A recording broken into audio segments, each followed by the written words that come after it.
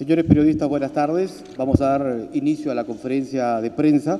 Se encuentran en la mesa principal el presidente del Poder Judicial, el doctor Víctor Prado Saldarriaga, la jueza suprema, también presente en esta reunión, Janet Tello Guilardi, así como también la presidenta de la Corte Superior de Justicia del Callao, Flor Guerrero Roldán. Iniciamos la rueda de prensa con las palabras del presidente del Poder Judicial, Víctor Prado Saldarriaga. A nombre del Poder Judicial les damos la más cordial bienvenida y agradecemos su presencia en esta jornada tan significativa para nuestra institución. Les hemos convocado para, a través de ustedes, informar a la comunidad nacional lo que hemos venido realizando desde el Poder Judicial en una coyuntura tan grave como la que hemos tenido que transitar y frente a la cual hemos desarrollado un conjunto de acciones de urgencia. Queremos, pues, en esta oportunidad presentar los avances que en torno a estas medidas de urgencia hemos podido alcanzar hasta la fecha. Esta sesión la vamos a desarrollar en 3 secuencias. En la primera, yo voy a presentar lo que concierne al trabajo desplegado por la Presidencia del Poder Judicial y por la Sala Plena de la Corte Suprema de Justicia de la República. En una segunda parte les daremos información en torno a las acciones que han acontecido en 2 distritos judiciales donde ya se han aplicado intervenciones como son el Distrito Judicial del Callao y el Distrito Judicial de Lima Sur. Finalmente, cerraremos esta sesión con una estación de preguntas que ustedes consideren pertinentes formular en torno a lo que hemos presentado o temas conexos a ellos. Comenzaremos entonces por darles cuenta pormenorizada, pero también puntual, de lo que ha hecho hasta la fecha la Presidencia del Poder Judicial y la Sala Plena luego de declarada la emergencia en nuestra institución. En primer lugar, está justamente esa decisión inédita, como muchas otras, de declarar en emergencia todos los distritos judiciales del país y a su vez generar un estado de sesión permanente de la Sala Plena del Poder Judicial, que es el órgano máximo de deliberación y decisión de nuestra institución. Todas estas medidas han estado, pues, derivadas en la necesidad de poder evaluar el desempeño de los órganos jurisdiccionales y administrativos en la gestión administrativa de las Cortes, en la revisión de los procedimientos de selección de magistrados, así como también en lo que concierne a los hallazgos que muestren situaciones de interferencia, de infiltración o prácticas de corrupción que han afectado a estas dependencias de nuestra institución. Una segunda medida ya más de aplicación ha sido, como había adelantado, la intervención secuencial tanto en lo funcional como en lo administrativo de 2 distritos judiciales cercanos como son el de El Callao y el de Lima Sur. Estas intervenciones fueron consecuencia de audios donde se comprometía el recto proceder de sus autoridades. Luego hemos también hecho público un plan de medidas de urgencia para promover el apoyo e impulsar la reforma del sistema judicial en pleno. Este documento técnicamente elaborado, pero que responde a la realidad coyuntural del presente, fue hecho público a la ciudadanía incluso con anterioridad a las propuestas que en el mismo sentido o con la misma orientación final planteó en su mensaje a la nación el presidente de la República el pasado 28 de julio.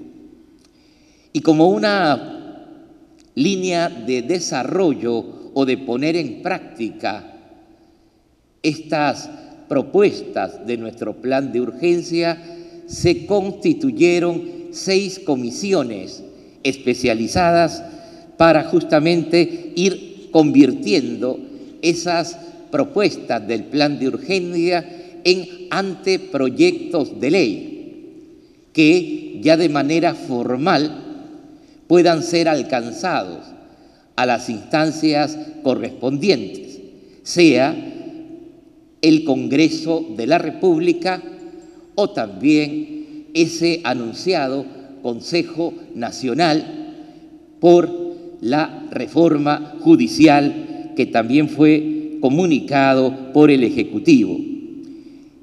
Estas comisiones que ya están trabajando desde los primeros días de este mes, ellas deben concluir con la presentación de sus productos el próximo 31 de agosto. Estos documentos serán presentados en primer término a la Sala Plena del Poder Judicial para, una vez aprobados, ingresar en su etapa de implementación, que sería, como adelantaba, su remisión al Congreso o su presentación ante este Consejo de Estado, si es que el mismo ya se hubiese constituido. En torno a esto quiero hacer un anuncio bastante importante y que ha ocurrido en relación a un suceso de hace casi una hora. Hemos tenido la gentil visita funcional de la señora presidenta de la Comisión de Constitución y Reglamento del Congreso de la República, la señora Rosa Bartra, quien de manera bastante clara y expresa ha mostrado la total disposición de su comisión para atender con línea de prioridad las propuestas legislativas que alcance el Poder Judicial. Ella entiende que el problema fundamental está en nuestra institución, que son pues los jueces los que tienen el diagnóstico más acertado, más claro y actualizado de lo que ocurre.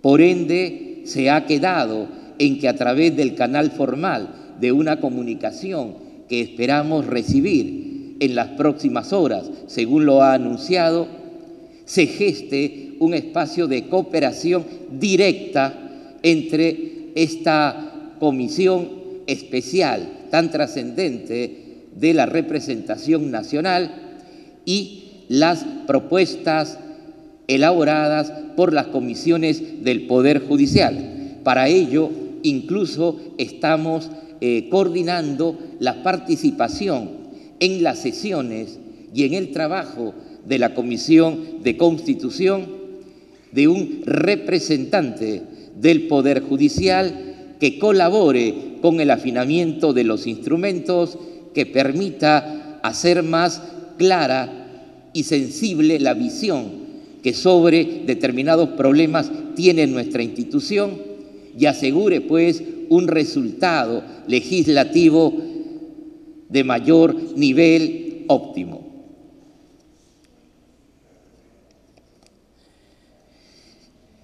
También en el transcurso de estas semanas y atendiendo lo que consideramos un problema fundamental de proyección del servicio judicial, la presidencia de la Corte Suprema emitió una circular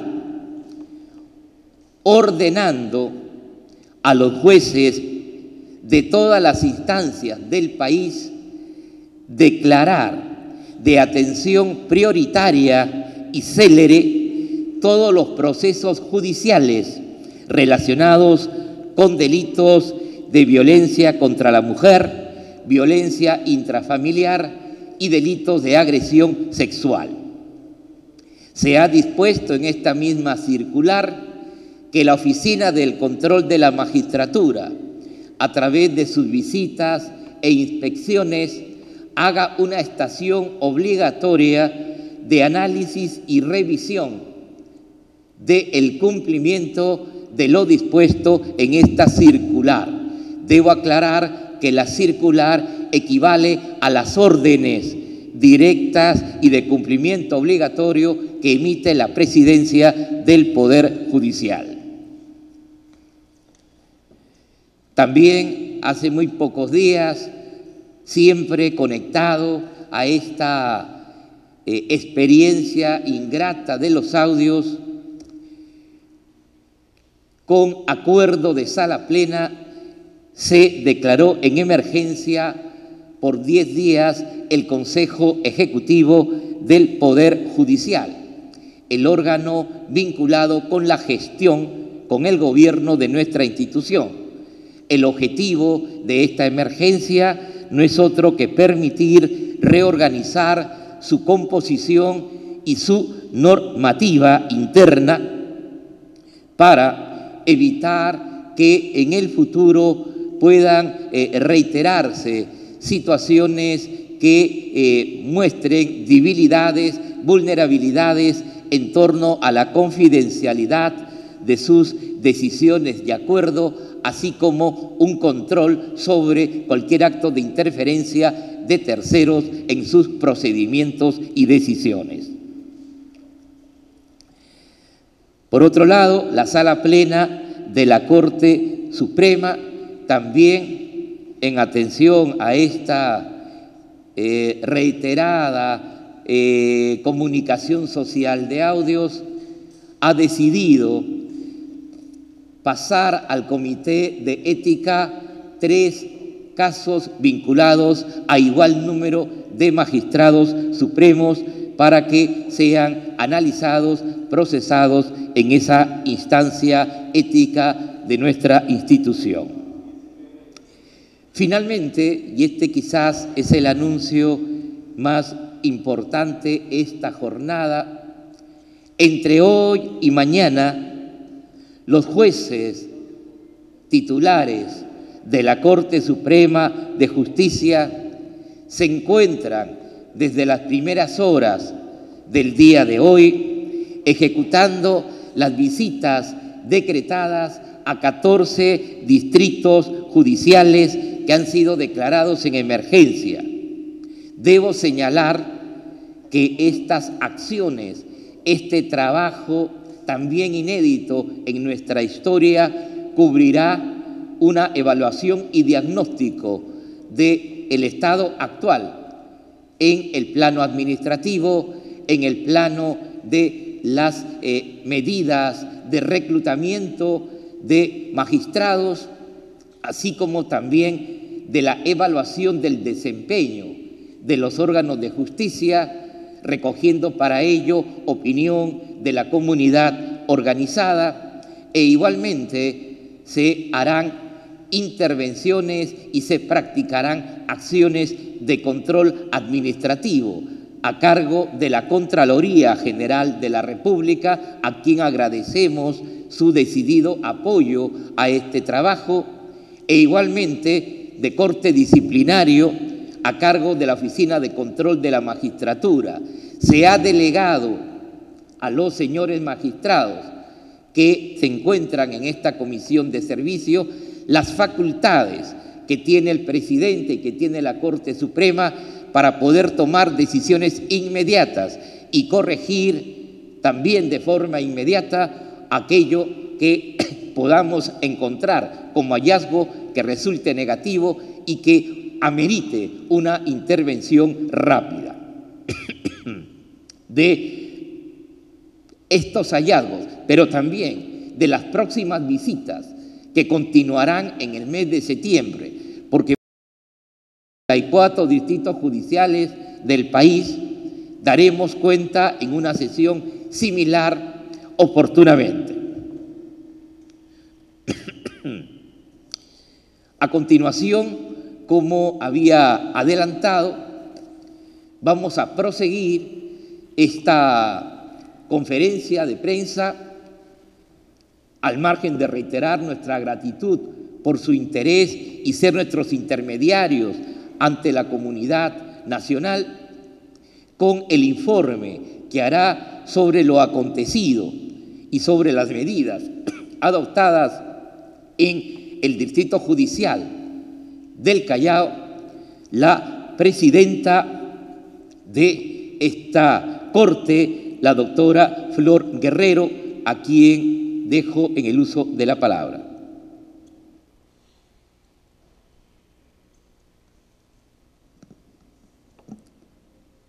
Muy buenas tardes, señor presidente del Poder Judicial, señora magistrada de la Corte Suprema. El tema que voy a tratar es sobre los problemas que he encontrado en la Corte Superior de Justicia del Callao y las acciones que he tomado, acciones que, por cierto, han sido en forma inmediata. El problema álgido de la Corte Superior de Justicia del Callao, el más álgido, ha sido la designación de jueces supernumerarios.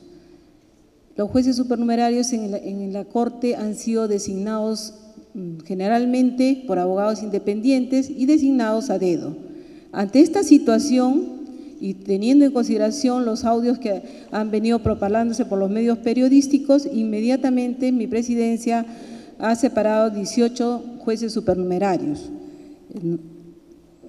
A raíz de ello se han producido lógicamente vacantes y esas vacantes han sido cubiertas por trabajadores de la Corte Superior de Justicia del Callao. Trabajadores a quienes por sus méritos y por su antigüedad han sido designados en cada oportunidad que se presentaba, dificultando la labor de repente de los órganos jurisdiccionales, pero de alguna manera se ha dado prontitud a las designaciones. Estos señores magistrados a la fecha están dando todo de sí para efectos de dar una mayor productividad y llevar transparencia a la comunidad chalaca. En segundo lugar, inmediatamente he formado una comisión de magistrados que van a tener a cargo el concurso para efectos de designar y calificar a los postulantes, abogados y también trabajadores de la Corte que se presenten para poder ser ellos seleccionados como jueces supernumerarios. ¿Esto qué va a traer como consecuencia? Que aquellos servidores, aquellos abogados independientes que se presenten al concurso, seleccionados una vez por sus méritos, vamos a tener, la presidencia de la Corte va a tener que designarlos por estricto orden de mérito. De esta manera vamos a desarrollar la meritocracia en la Corte Superior de Justicia y con un concurso transparente designado a través de estos integrantes de la Comisión de Designación de Magistrados Supernumerarios, que ya ha entrado en funcionamiento.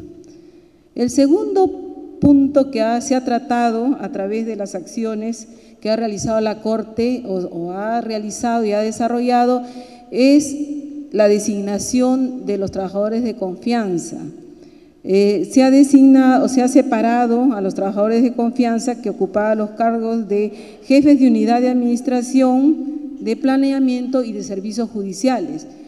Ellos son, como ustedes de repente no conocen, pero les transmito, ellos son la cabeza de cada unidad. Esto quiere decir que son funcionarios quienes van a dirigir de alguna manera la política interna de la Corte Superior con respecto a la parte administrativa. Quiere decir que logística, por ejemplo, la contratación que se hace en forma directa o las contrataciones que se hacen de gran envergadura que se hacen a través de los concursos públicos. Entonces, ellos tienen, la designación de estos señores tiene mucha importancia en la medida, como les vuelvo a repetir, que van a dirigir tanto la parte económica de la Corte Superior de Justicia del Callao, en la medida que nosotros somos unidad ejecutora y tenemos responsabilidad sobre todos los bienes y servicios que se puedan contratar. En consecuencia, la importancia de la designación de estos jefes de unidad es trascendental. En esta medida, lo que ha hecho mi presidencia es seleccionar a personas que laboran dentro de la Corte Superior de Justicia. Nosotros a través de los audios hemos visto que la anterior gestión justamente designaba a personas que traían, ¿no?, externamente de distintas unidades y que no tenían el perfil que se requería. En consecuencia, nosotros hemos enmendado esos graves errores, podríamos decirlo así, seleccionando a personal que labora dentro de la Corte Superior de Justicia del Callao, que tiene también trayectoria, que tiene tenemos conocimiento de su pulcritud en el desempeño de sus funciones y por este motivo fundamental han sido designados en la Corte como jefes de unidad. En segundo lugar, observamos al llegar a la Corte, a la presidencia de la Corte, que efectivamente hubo una falta de promoción de jueces titulares.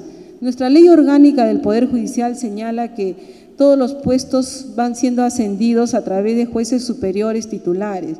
Vale decir, un juez de paz tiene derecho a ser ascendido a juez de primera instancia, el de primera instancia a juez superior, y así sucesivamente.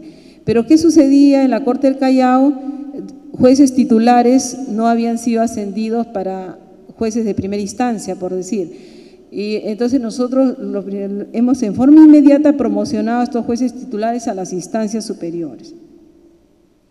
Un tercer problema que hemos encontrado es la falta de control a los órganos administrativos de parte de la OSI.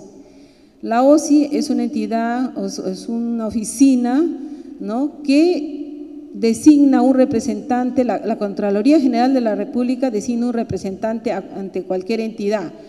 Se solicitó seguramente en anteriores presidencias que se señale o que se designe una persona de parte de la Contraloría, pero lamentablemente nosotros hemos observado que no existe ninguna información de parte de este señor representante y en consecuencia, como hemos visto que no existe ninguna información a la presidencia de la Corte respecto de cualquier observación que ellos hubieran tenido que hacer al desarrollo de la labor de la presidencia, así como todo el aspecto administrativo de la Corte, nosotros solicitamos inmediatamente el cambio, la rotación del representante de la OSI a la Contraloría General de la República.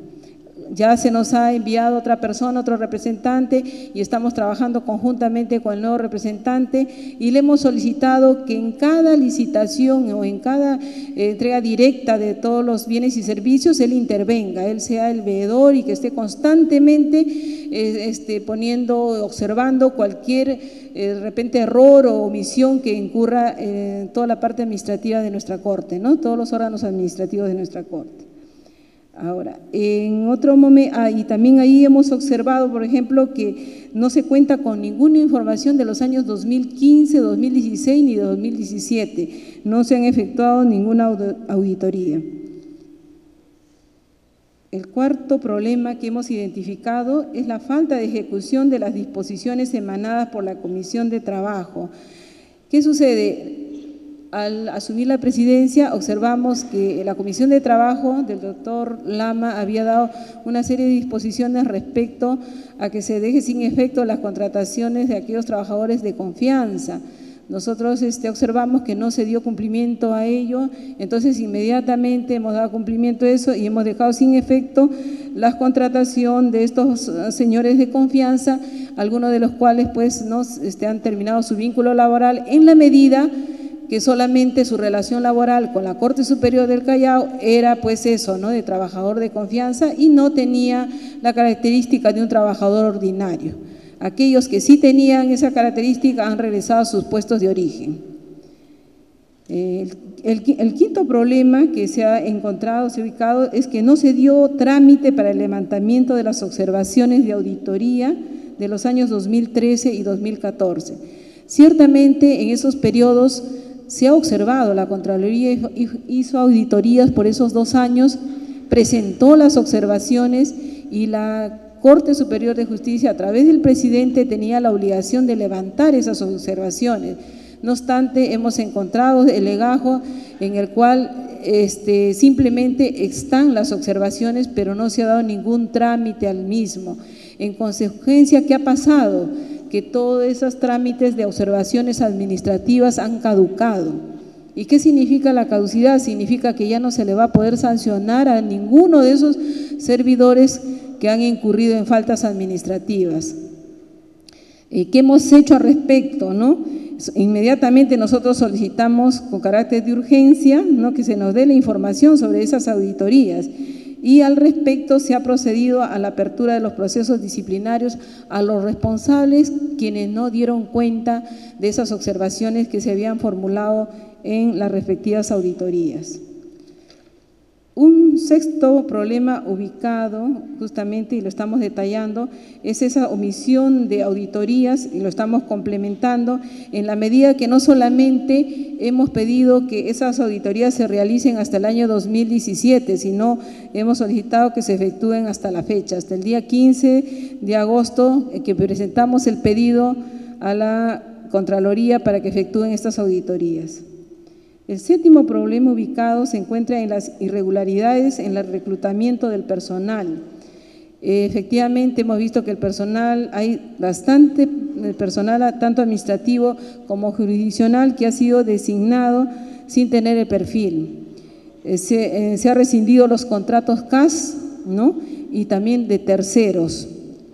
¿Qué sucedía? Que a través de estos contratos de terceros que propiamente vienen a denominarse así hoy por hoy, pero que antiguamente se llamaba de la ocasión de servicio, lo que se hacía era contratar a personas para que efectúen una labor permanente, lo cual resulta contraproducente con los derechos laborales de los trabajadores. Entonces, y no se podía permitir que a través de estos terceros se contrate a personas para efectuar labores permanentes. Entonces, lo que se ha hecho en primer lugar es rescindir esos contratos de terceros y se ha puesto en conocimiento de la Contraloría para efectos que determine las responsabilidades correspondientes.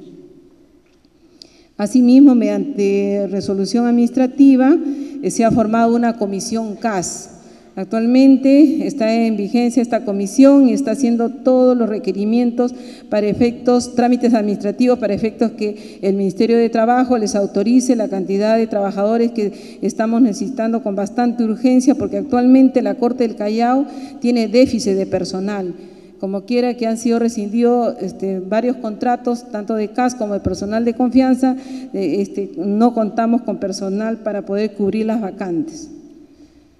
El octavo problema que hemos encontrado es la falta de control de los órganos administrativos de la Corte Superior respecto a los servidores administrativos. ¿Qué sucede? No había en los cuales nos podrían dar un informe sobre los servicios judiciales, los recursos humanos, así como los financieros. Inmediatamente la suscrita solicitó, solicitó que se nos informe al respecto al gerente de administración de la Corte Superior, actualmente Pechilingüe, quien ha ampliado y está presentando su información completa respecto a estos servicios tanto judicial como recursos humanos y financieros. Otro problema ubicado es el mal manejo de las rotaciones de personal. Efectivamente, como ya les he señalado, no se tenía en cuenta los perfiles y la rotación era continua. Tan es así que aparece que efectivamente en un mes podía ser rotado un mismo trabajador 4 o 5 veces. Entonces ahora lo que estamos haciendo es en cada rotación se tiene que ver los motivos por los cuales se pretende la rotación a efecto no resquebrajar los derechos laborales de los trabajadores y también a efectos de complementarse con la necesidad de trabajadores que tiene cada magistrado o cada órgano jurisdiccional. El 10º problema que se encontró son las irregularidades en los procedimientos de contratación de bienes y servicios. Efectivamente, en primer lugar está pues estos contratos de terceros, como ya le indiqué, que eran en número de 26 contratos de terceros, los cuales se hacían para distintas áreas, pero no tenían un fundamento. Toda esa documentación ha sido pasado a la Contraloría General de la República, así como a la Comisión de Trabajo del doctor Lama para que tome las decisiones correspondientes y considere esos contratos como irregulares en la medida que sí efectivamente trasciende el orden jurídico laboral. En consecuencia, asimismo, hemos solicitado a la OSI que analice y revise esas observaciones. En el 11º problema que hemos encontrado es que se borró toda información de las computadoras del área de asesoría de la Presidencia, de la Secretaría de la Presidencia y de la Administración. En realidad, respecto a lo que hemos hecho es trasladar estos actos irregulares realizados por personal que está por identificarse a la Comisión de Trabajo de Gestión Administrativa del Poder Judicial, que viene investigando estos hechos. Otro problema ubicado es no existe una correlación de documentos, como en algún momento lo transmití ya a la prensa. Efectivamente, no están los convenios, no están los contratos que se habría realizado. El caos administrativo se está revirtiendo, ¿no? Porque estamos señalando que todos los documentos tienen que levantarse el acta correspondiente, tienen que estar debidamente foliados. No se ha ordenado que todo el acervo documentario sea aperturado y respectivamente numerado. Ahora, al respecto también, a partir del día 3 de septiembre estamos disponiendo que todo el área administrativo, documento que ingrese, va a tener que hacerse el seguimiento correspondiente y el resultado final, de tal manera que la Presidencia y todos los órganos administrativos van a tener conocimiento del estado en que se encuentra cada pedido que se formule a la Presidencia o a cualquier órgano administrativo. De esta manera nosotros lo que pretendemos es transparentar cada vez más la gestión que estamos realizando. Y justamente el 13º punto va a esta falta de transparencia judicial que nosotros hemos encontrado, ¿no? Entonces, por eso lo que primero que hemos hecho se ha solicitado la elección de jueces coordinadores por cada especialidad, al cual hemos denominado jueces coordinadores contra la corrupción. Estos magistrados nos van a coadyuvar a la gestión que estamos realizando en esta lucha frontal contra la corrupción. Se está implementando el portal web en el que se difundan en vivo las audiencias de las sesiones de sala plena, del Consejo Ejecutivo, las licitaciones públicas y toda actividad de interés público. Sala plena en la medida en que nosotros de repente demos, así como hoy en día, los resultados de lo que nosotros estamos, de todas las gestiones que vamos realizando a fin de justamente luchar contra la corrupción. Nuestro interés fundamental hoy día es esa, no solamente la mía, sino de todos los vocales superiores que están queriendo que esta situación se revierta. Se ha dispuesto, en consecuencia, que todos los documentos administrativos, todos en general, sean publicados en esta página web y se ha dispuesto a su vez transparentar los procesos logísticos publicitándolos por la web institucional, de tal manera que todos ustedes tomen conocimiento de todos estos procesos que se realizan en el área administrativa. El 14º problema ubicado es que no funcionaron ni trabajaron las diferentes comisiones de trabajo institucional. Al respecto, pues nosotros observamos que hubo un desinterés total respecto a activar estas comisiones. Estas comisiones sirven para un funcionamiento dinámico de toda Corte Superior de Justicia. Es necesario porque nosotros a través de esas comisiones nosotros aportamos nuestras ideas, nuestras experiencias a fin de que se tome conclusiones y se perfile objetivos generales en el Poder Judicial en general. Entonces nosotros lo que hemos hecho es reconformar todas estas comisiones, llámese comisión de PPR Familia, comisión de magistrados que se encarguen de los actos preparatorios de los plenos, de las comisiones de capacitación tan necesarias en nuestra Corte, la Comisión de Gestión Ambiental, la de Seguridad y Salud en el Trabajo, la de Atención al Usuario Judicial y gestión de datos personales, la implementación del Sistema Integrado Judicial y así sucesivamente, que aproximadamente son en número de 25 dichas comisiones.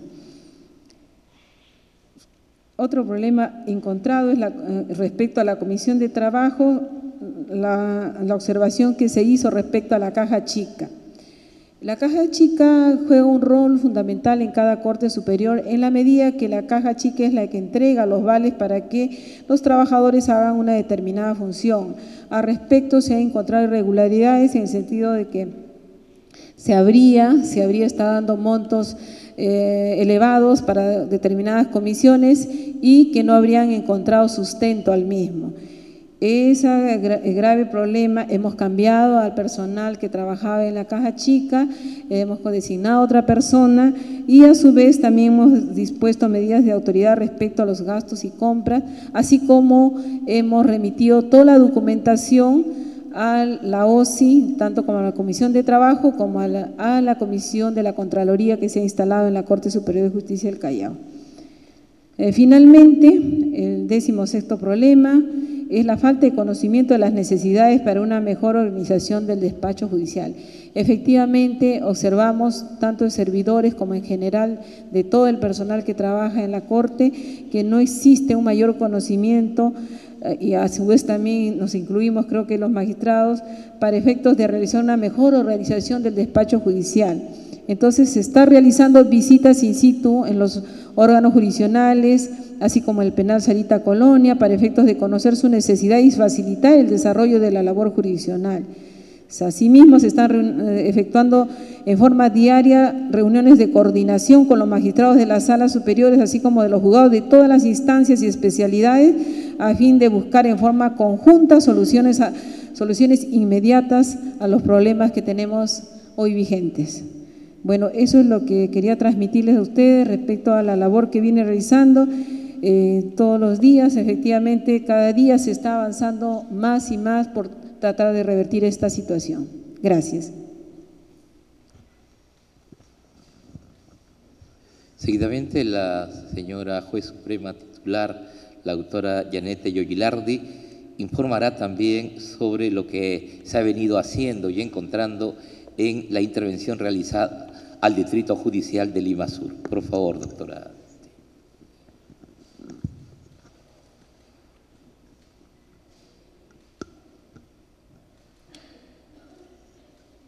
Señor presidente del Poder Judicial, doctor Víctor Prado, señora doctora Flor Guerrero, presidenta de la Corte Superior de Justicia de Callao, señores periodistas.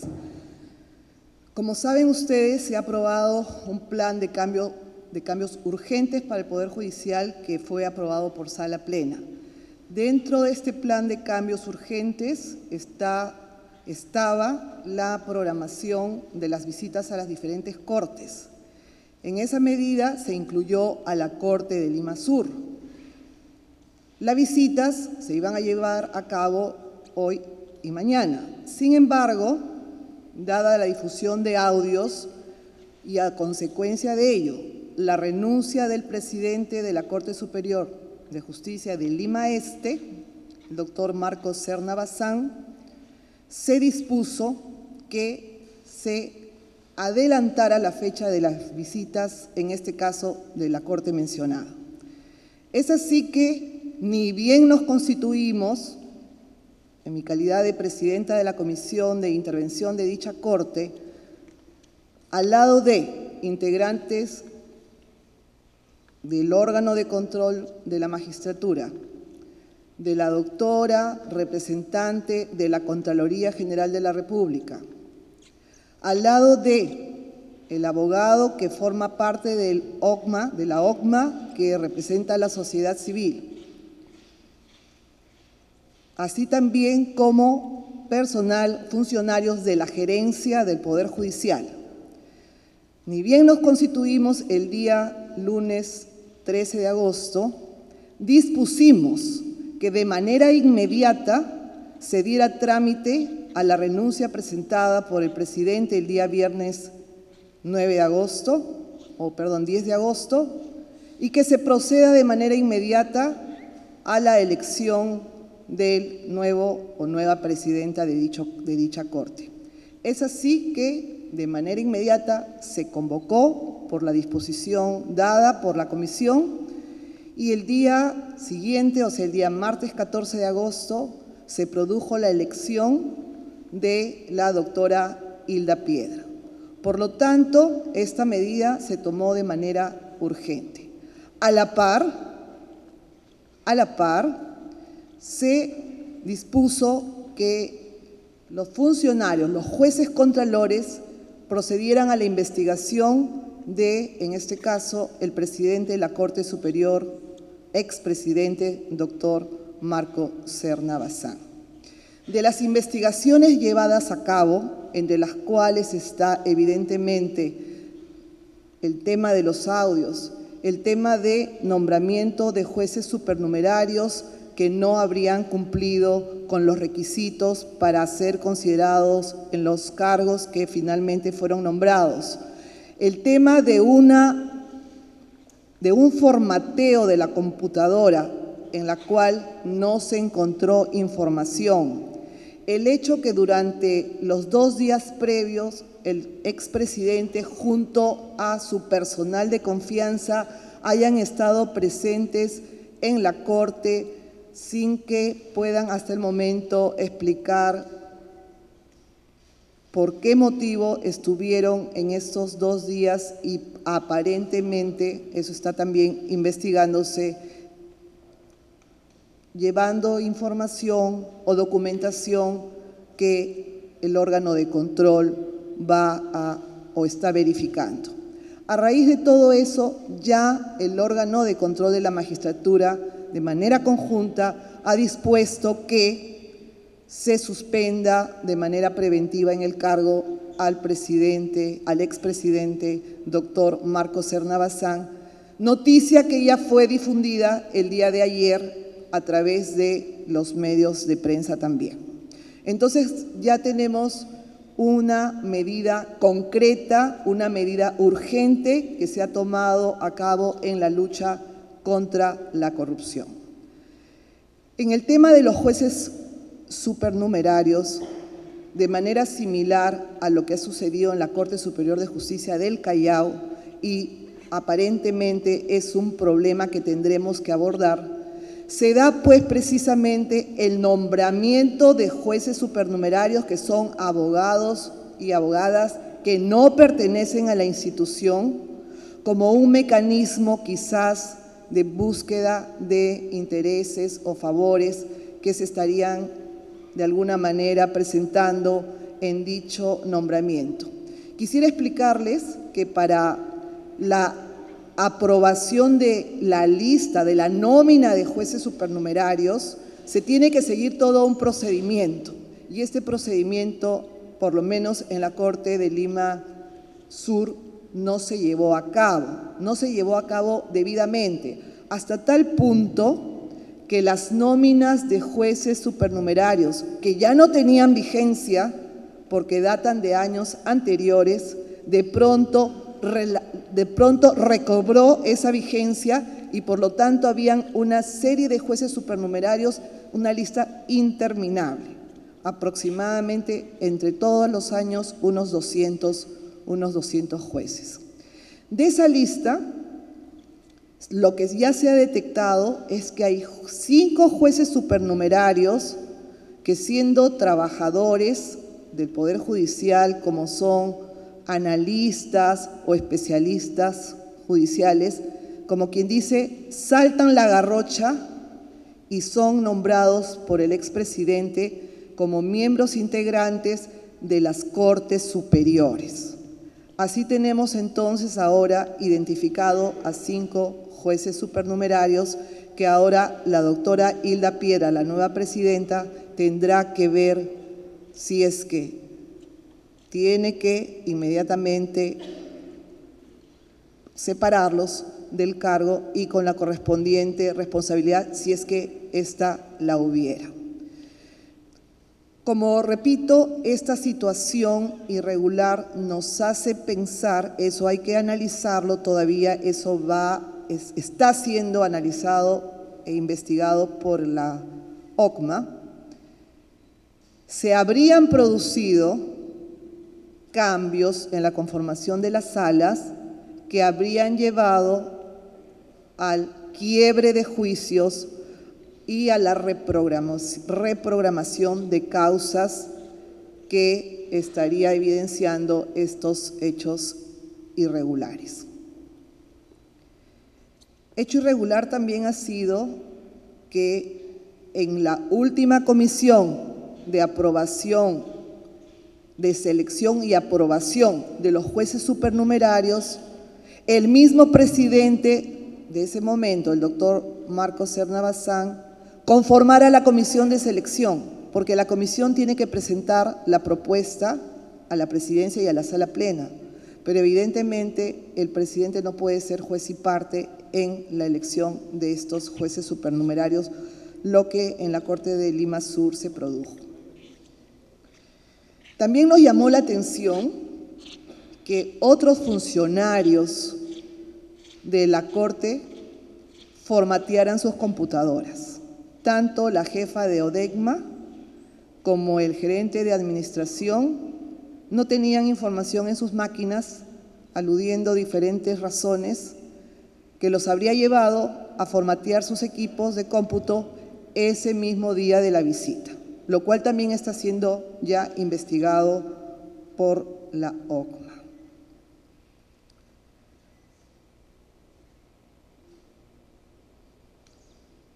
También estamos en plena evaluación, al igual que en la Corte del Callao, del personal de confianza que no tiene ningún filtro para ser nombrado. Y es un personal de confianza de más de 10 personas que son, dicho sea de paso, como ya les estoy informando, los mismos quienes el fin de semana anterior a que se formalizara la renuncia están acompañando al presidente en estas actividades que todavía no se han podido determinar exactamente el por qué estuvieron allí. Eso está en investigación.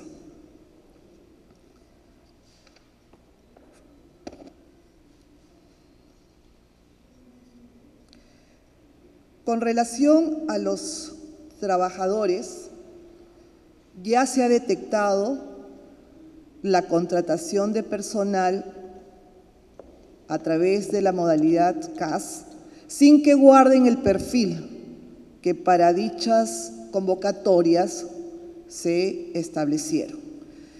Y ya tenemos identificado, además, a una trabajadora que, encontrándose inhabilitada, esto es, con impedimento legal para ser contratada por parte de alguna institución del Estado, lo ha sido, porque esta trabajadora fue despedida e inhabilitada por falsificación de documentos. No obstante ello, porque su periodo de inhabilitación es del 2017 al 2022, ha sido contratada en la Corte de Lima Sur. Allí hay un hecho irregular que pasa por la falta de control de la Jefatura de Recursos Humanos y del gerente de administración. Es simplemente poder hacer la conexión con el registro de medidas impuestas a trabajadores que están impedidos de ser contratados por el Estado por inhabilitación, que en su momento perfectamente se podría haber identificado la irregularidad, pero eso es lo que hemos encontrado. También hemos encontrado la situación de un personal de notificaciones que faltaba y no hay ninguna investigación, por lo menos que se nos haya hecho llegar por parte de algún órgano de control de la Corte, hasta el punto que no es sabido y se quedó con alrededor de 500 notificaciones. Eso demuestra o denota una falta de control de las jefaturas encargadas de su supervisión, fiscalización, control e investigación. También tenemos que se ha detectado en las máquinas del personal de confianza, específicamente en 2 trabajadoras, documentos ajenos a la marcha judicial, es decir, contratos privados que ya se han tomado nota se han hecho impresiones y están también siendo ya investigadas para su posible, para su pronta separación del Poder Judicial. Quisiera también mencionar que la Corte de Lima Sur registra un ingreso de expedientes de más de 172.000 procesos. Más de 172.000 procesos que también tienen que ser conocidos por ustedes como parte del problema que enfrenta el Poder Judicial ante la falta de órganos jurisdiccionales suficientes para atender dicha carga. Es decir que, si bien es cierto, enfrentamos problemas de corrupción, también enfrentamos problemas de retardo que en la mayoría de los casos, conforme la OCMA ha señalado, de 100 causas que se denuncian, 80 son por retardo. Entonces, si tenemos un retardo, eso importa también la queja de los usuarios, que no debe ser confundida con temas de corrupción.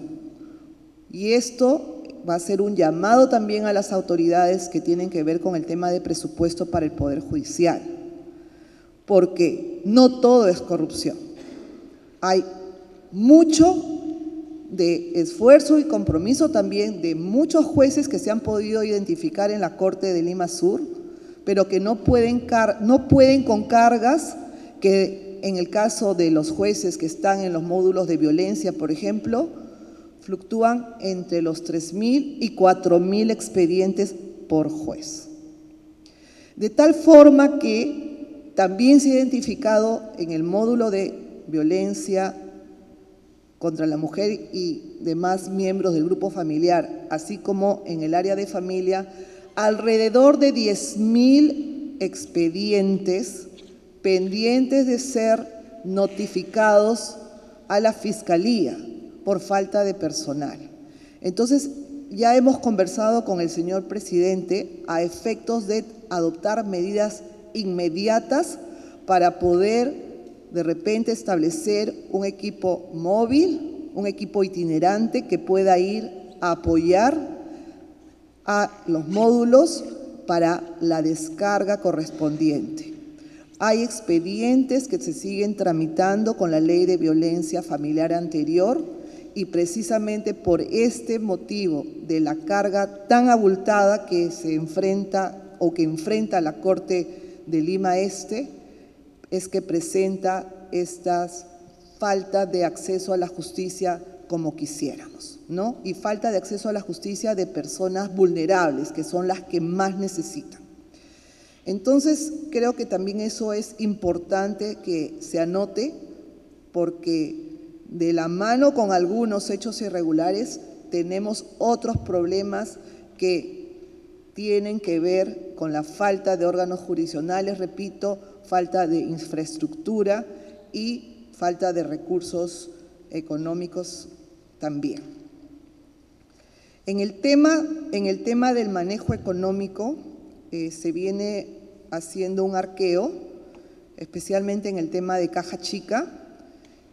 Cuantitativamente no hay falencias, sin embargo sí se estaría detectando el manejo de caja chica para algunos rubros que deberían salir de la gerencia o del área de logística, como es el tema de mantenimiento de los vehículos.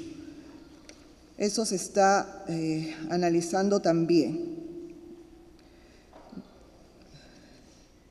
De otro lado, conforme a las contrataciones que se están llevando a cabo. Estas están en este momento suspendidas, paralizadas por la intervención que se ha realizado a la Corte. Tenemos entendido también que el órgano de control de la magistratura con anterioridad había realizado ya una visita a la Corte de Lima Sur y está en plena identificación de algunos casos que estarían significando el direccionamiento de causas hacia determinados órganos, y en especial se ha detectado y se ha ya reportado, lo tengo aquí, un caso ya estaría reportado y eso es lo que también está en investigación.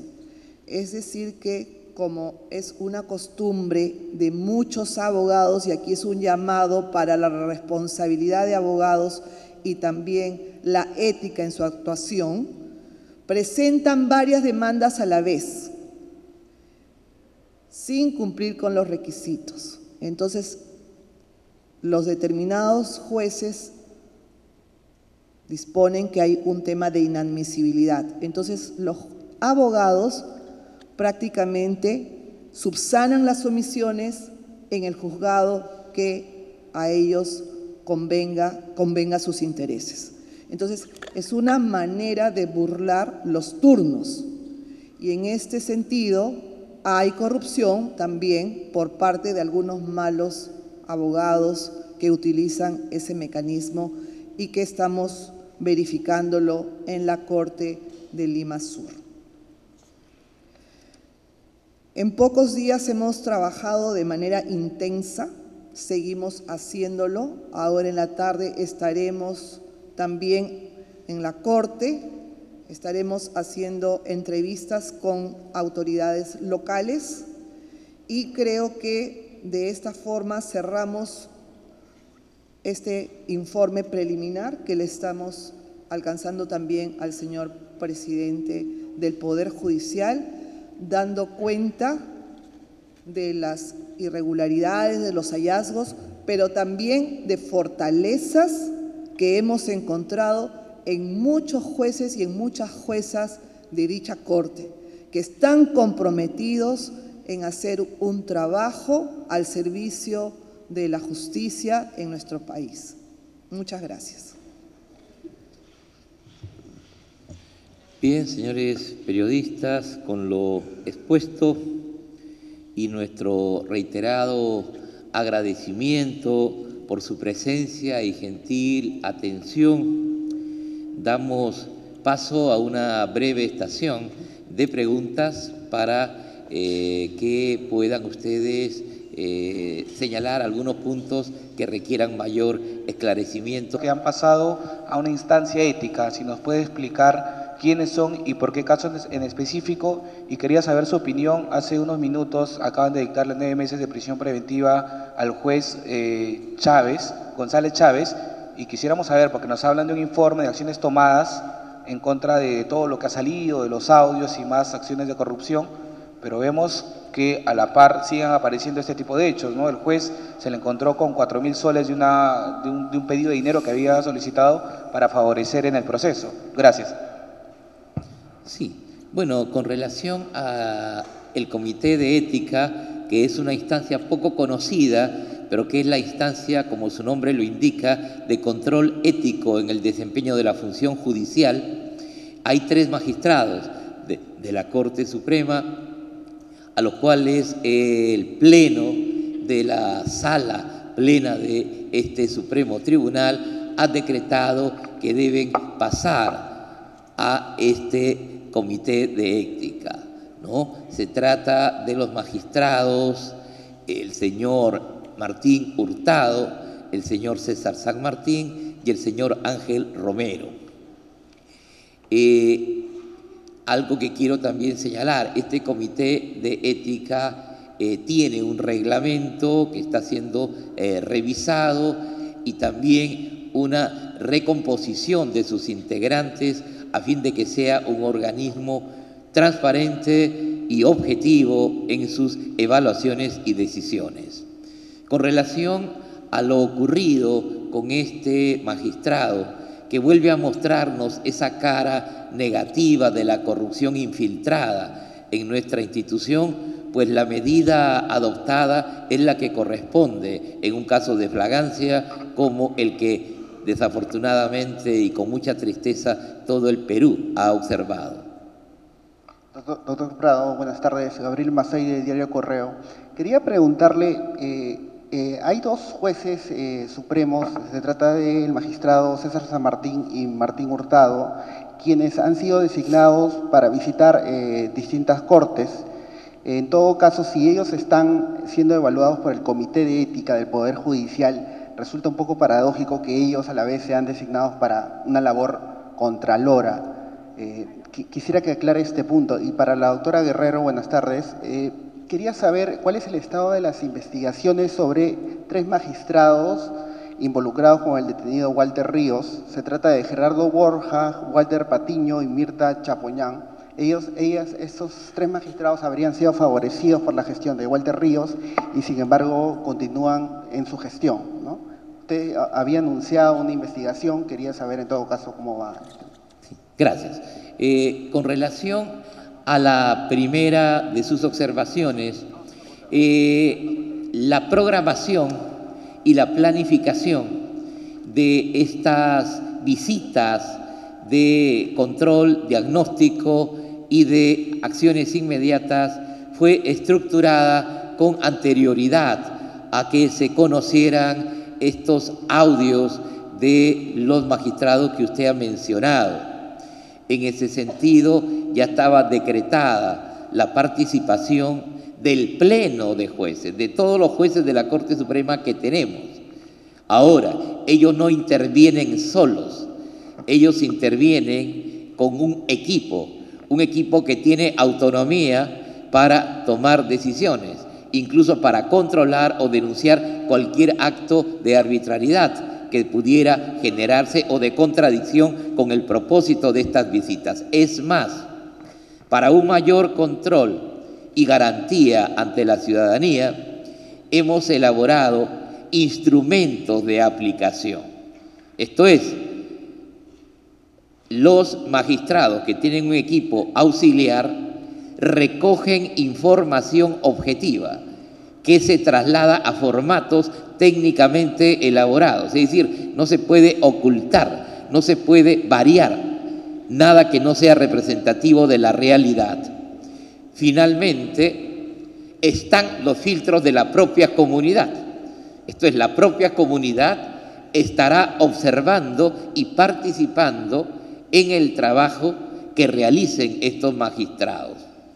Hay una necesidad de servicio, si usted quiere entenderlo así. No tenemos más magistrados titulares de la Corte Suprema como para poder cumplir con las tareas en esta primera etapa. Serán los resultados, será la línea de hallazgos y el informe que ellos nos presenten los que transparenten los resultados de su intervención y en todo caso quedará al escrutinio público, como siempre, lo que ellos hayan hecho. El hecho que pasen a una instancia como el Comité de Ética no los inhabilita. Distinta es la condición del señor Inostroza, quien está suspendido de toda actividad del sistema judicial. Yo quisiera que su segunda pregunta, por favor, pudiera ser contestada por la señora presidenta de la Corte del Callao.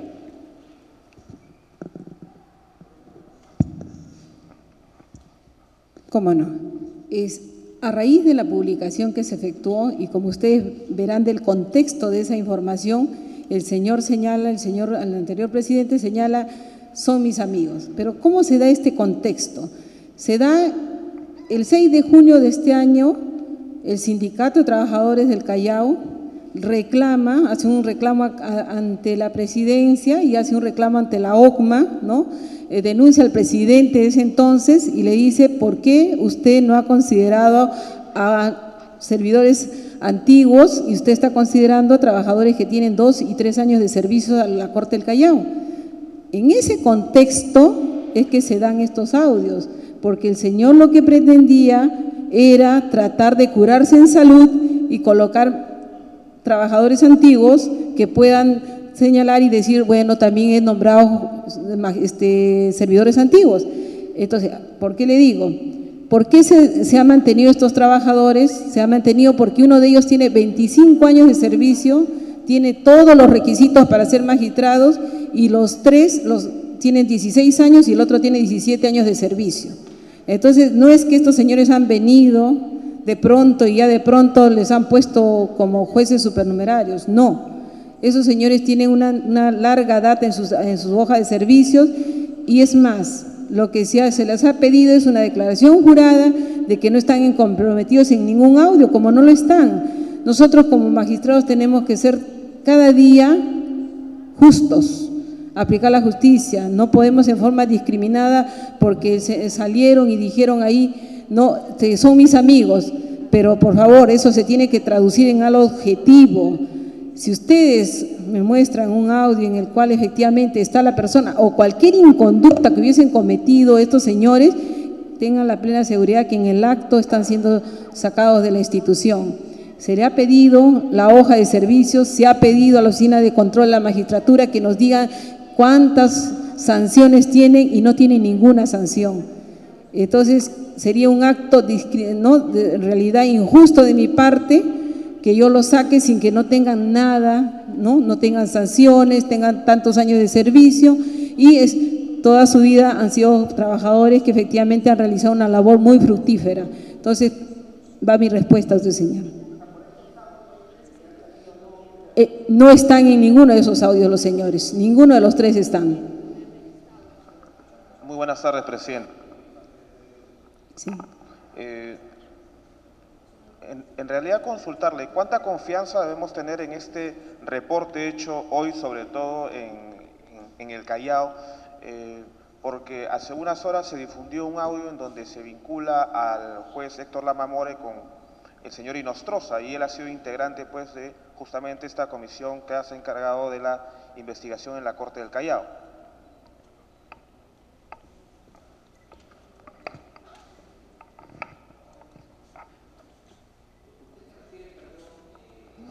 Al audio de hace el fin de semana.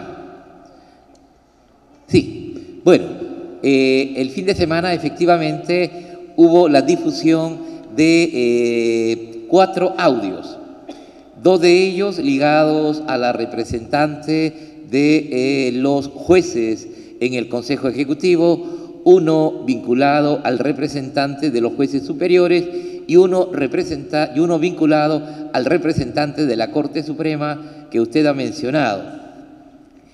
Sin embargo, y en eso hay que tomar atención directa, el contenido del audio que el magistrado explicó en línea de contexto y de alcances del diálogo que tuvo con el señor Inostroza era pues de una naturaleza distinta, al extremo que, tal como constan en las actas y la documentación pertinente, él votó en contra de la pretensión de traslado que había formulado esta persona a la cual se aludió en esa conversación. Eso fue considerado por la Sala Plena de la Corte Suprema, que es la que elige y la que subroga a los representantes de esta instancia ante el Consejo Ejecutivo. Es por ello que el señor Lama fue ratificado en esa posición y actualmente está cumpliendo, como otros magistrados, la misión que esta sala le ha encomendado de hacer una visita en el interior del país. Pero algo más que quiero agregar, él me lo dijo a mí el día de ayer personalmente, está llano a cualquier otra aclaración que cualquier medio de prensa desee realizar en torno a su intervención. Doctor, ¿qué tal? Soy Álvaro Reyes del diario Perú 21. Quería consultar respecto, bueno, ya el Congreso el día de hoy ha levantado la inmunidad de arresto del congresista Benicio Ríos, pero hasta ahora no se sabe dónde se encuentra, ¿no? Localizado.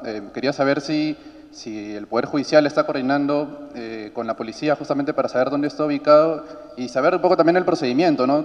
Dónde finalmente el congresista va a ser recluido, en qué prisión sería él cumpliría su sentencia. Y una cosa más también, ayer se aceptó ya la inhibición del juez César San Martín en los casos de Fuerza Popular y, bueno, la casación que había interpuesto Fuerza Popular y Keiko Fujimori, ¿no?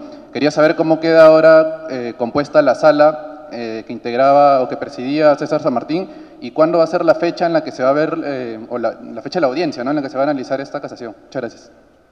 Bueno, espero haber comprendido bien su línea de preguntas y voy a tratar de contestarlas en el orden que usted las ha formulado. Con relación a este congresista, se suscitó una situación bastante inusual y que tiene conexión con un problema de interpretación de la ley.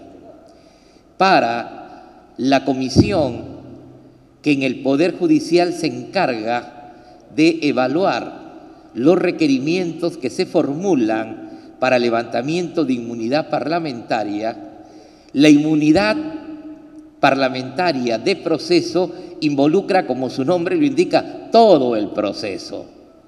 El arresto es una posibilidad dentro de un proceso. Segundo, se trataba de una persona que había realizado delitos antes de adquirir la condición de parlamentario. Y por último, era una persona que ya había soportado en esa condición de parlamentario 2 condenas apenas efectivas, es decir, 2 condenas que lo colocaban en la calidad de lo que los penalistas llamamos un reo rematado, cuyo único destino era ir a prisión. Aquí es donde comienza ese intercambio de lecturas de la ley. Yo escuchaba en la mañana a un reputado constitucionalista, pero que sabe tanto derecho constitucional y ve desde una manera el enfoque, pero no sabe el tema de carácter penal procesal o de aforamiento penal, que tiene otra condición, otra connotación. Así que yo desde aquí le contesto que sea más cuidadoso con las expresiones que utiliza, sobre todo si se refiere al Supremo Tribunal.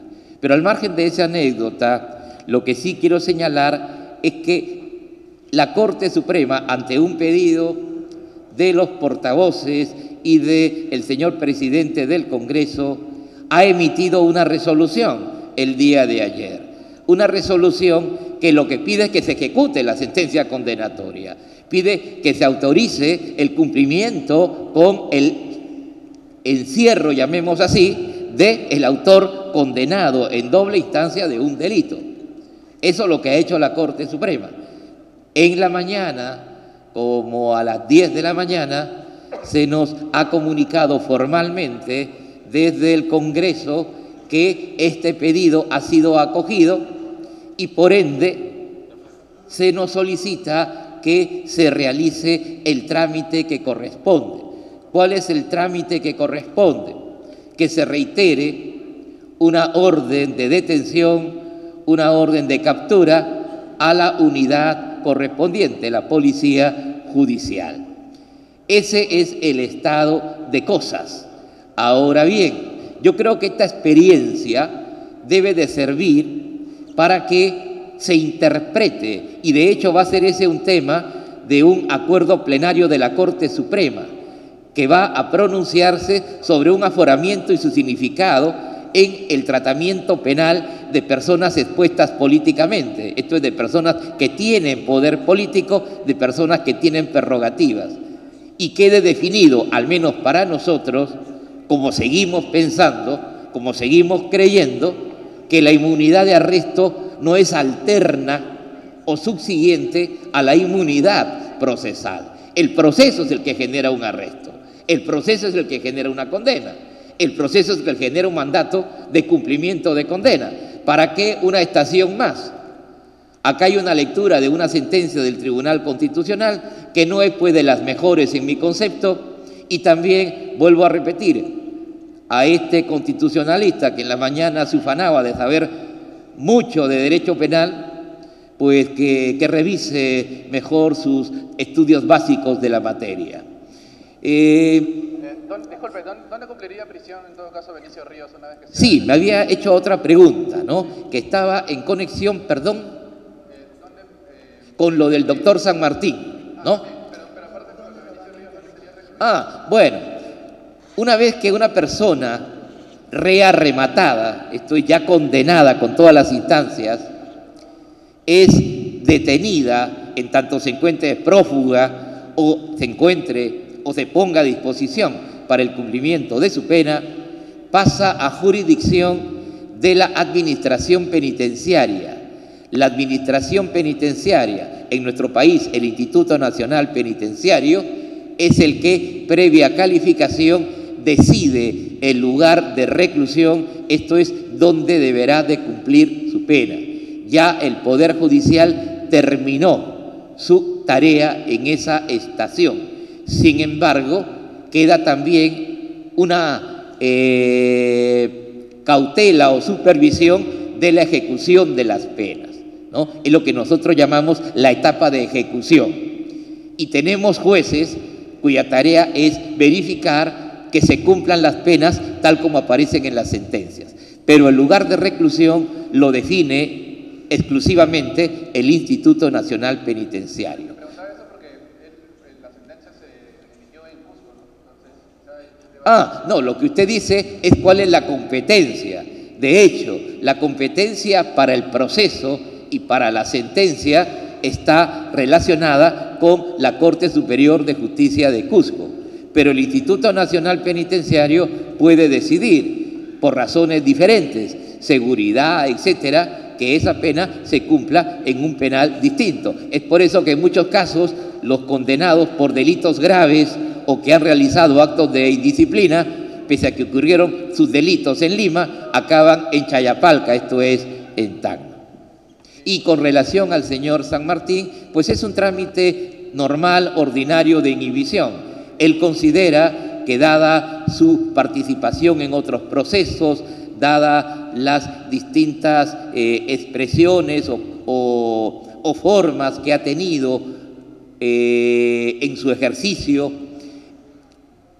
con relación a estas personas que se ven comprometidas con esta casación, él ha dicho: yo, para que no se dude de mi imparcialidad, pues me aparto voluntariamente de la causa.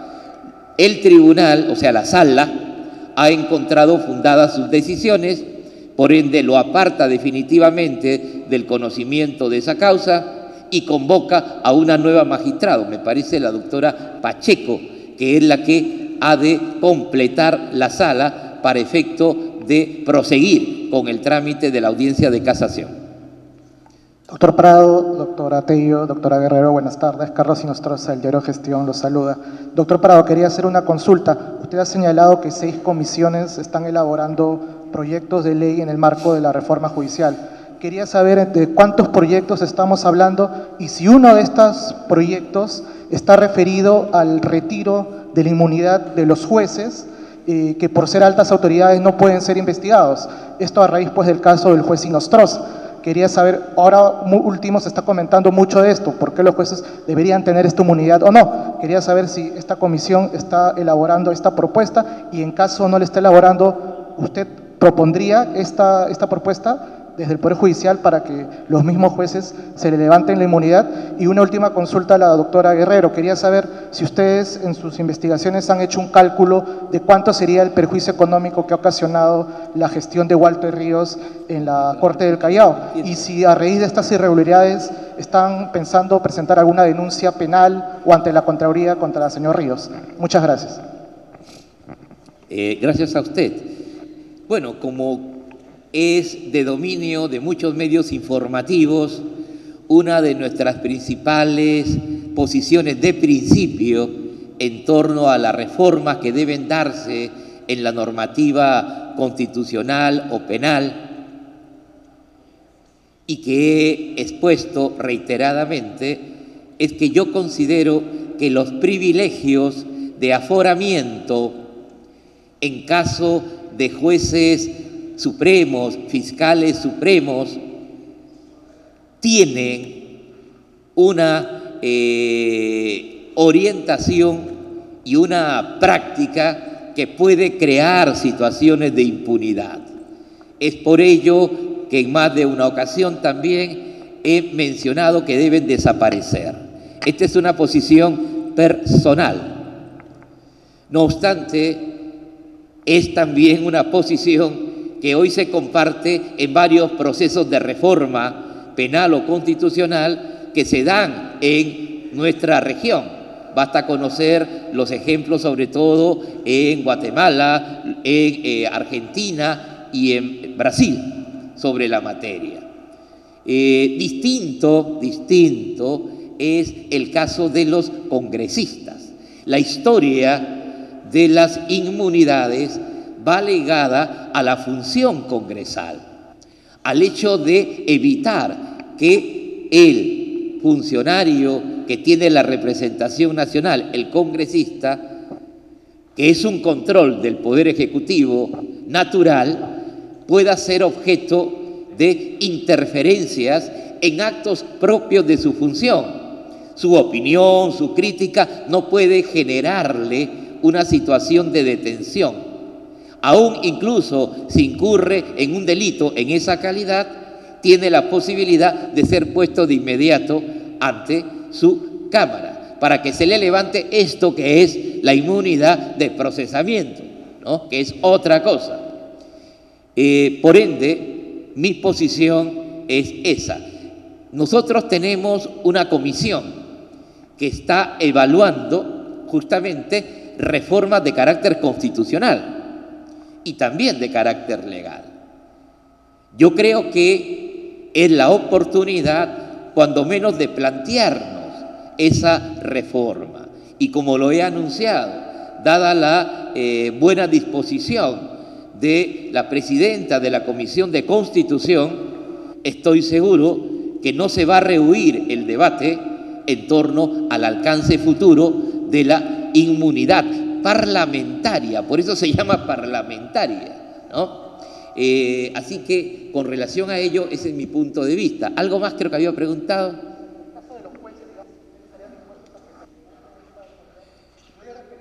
Sí, ya ese es un canal, está preestablecido, y ese es un canal que se define exclusivamente en el escenario de las decisiones de la representación nacional. Lo que nosotros queremos, y creo que es lo que quiere todo el Perú en este momento, es que ese tipo de decisiones respondan a la necesidad de inmediatez que implica mostrar a la población que nadie puede burlarse de la justicia.